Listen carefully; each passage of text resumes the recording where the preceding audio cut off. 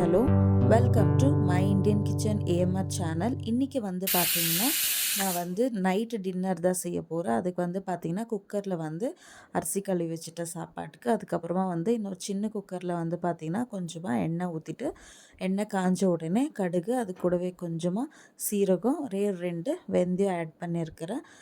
அதுக்கப்புறமா பார்த்திங்கன்னா சாம்பார் வெங்காயம் வந்து நான் கட் பண்ணி வச்சுருந்தேன். சாம்பார் வெங்காயம் ஆட் பண்ணிவிட்டு கொஞ்சமாக கருவேப்பிலை, வெங்காயம் நல்லா ஃப்ரை ஆனோடனே வந்து பார்த்திங்கன்னா தக்காளி ஆட் பண்ணிக்கினேன். வெங்காயம் வந்து ஒரு கைப்பிடி அளவு நான் போட்டிருக்கிறேன் சாம்பார் வெங்காயம். தக்காளி வந்து பார்த்திங்கன்னா 2 தக்காளி ஆட் பண்ணியிருக்கிறேன்.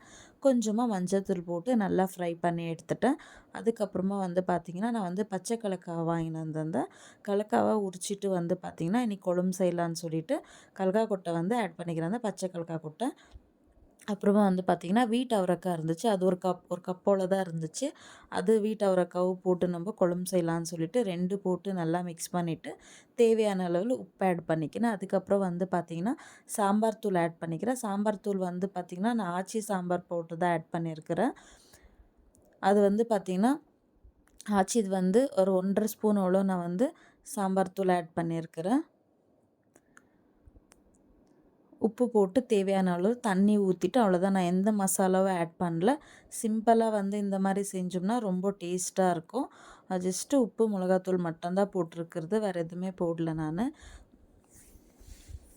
கருகா கொட்டை வந்து கொஞ்சம் வந்து வேக வச்சுட்டோம், கொஞ்சம் வந்து பார்த்திங்கன்னா குழம்பு செஞ்சோம். இது கூட வந்து பார்த்திங்கன்னா நீங்கள் கத்திரிக்காய், உருளைக்கிழங்கெல்லாம் கூட ஆட் பண்ணிக்கலாம், ரொம்ப டேஸ்ட்டாக இருக்கும். நான் வந்து பார்த்திங்கன்னா ஒரு வீட்டு அவரைக்காய் அப்புறம் வந்து கல்கா கொட்டை தான் நான் ஆட் பண்ணேன். அப்புறம் வந்து பார்த்திங்கன்னா சாப்பாடு ரெடி ஆகிடுச்சு, கொழும்பு ரெடி ஆகிடுச்சு. விசில் இதான உடனே அதுக்கப்புறமா வந்து பார்த்திங்கன்னா நம்ம பிளேட்டில் வந்து சர்வ் பண்ணி சாப்பிட்டுக்கலாம்.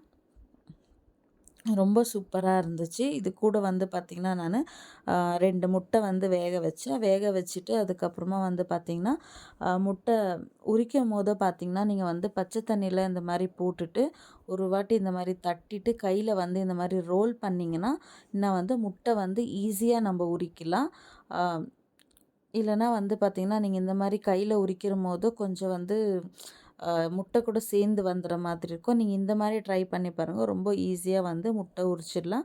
நான் 2 முட்டை வந்து வேக வச்சிடலையா, அது கூட வந்து பார்த்திங்கன்னா கொஞ்சமாக பெப்பர் பவுட்ரு, அதுக்கப்புறம் வந்து பார்த்திங்கன்னா சால்ட்டு மேலே போட்டுனேன். அதை வந்து நீங்கள் எண்ணெயில் கூட ஃப்ரை பண்ணி சாப்பிடலாம், நல்லாயிருக்கும். நான் வந்து ஜஸ்ட்டு சும்மா உப்பு மிளகுத்தூள் மட்டும் போட்டு சர்வ் பண்ணிக்கினேன். இப்போ வந்து பார்த்திங்கன்னா இன்றைக்கி வந்து ஒயிட் ரைஸு, அது கூட வந்து நான் பச்சை கலக்காய் கொட்டை, அது கூட வீட்டு அவரைக்காய் போட்டு செஞ்ச குழம்பு வந்து சூப்பராக ரெடி ஆயிடுச்சு. இப்போ 2மே வந்து நான் பிளேட்டில் சர்வ் பண்ணிக்கினேன். ரொம்ப சூப்பராக வந்துச்சு. நீங்கள் இந்த ரெசிப்பியை ட்ரை பண்ணி பாருங்க, நல்லாயிருக்கும். அது கூட நீங்கள் வந்து தேங்காய் அரைச்சி செஞ்சிங்கன்னா கொஞ்சம் குழம்பு ஜாஸ்தி வரும், அந்த மாதிரி கூட செய்யலாம்.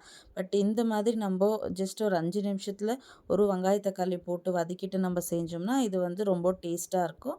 இந்த ரெசிபியை வந்து நான் டேஸ்ட் பண்ணி பார்க்குறேன், ரொம்ப சூப்பராக வந்திருக்கு. நீங்களும் இதே மாதிரி செஞ்சு பாருங்க. மை இண்டியன் கிச்சன் ஏஎம்ஆர் சேனலை வந்து உங்கள் ஃப்ரெண்ட்ஸ் அண்ட் ரிலேட்டிவ்ஸ் எல்லாருக்குமே ஷேர் பண்ணுங்கள் ஃப்ரெண்ட்ஸ். Thank you.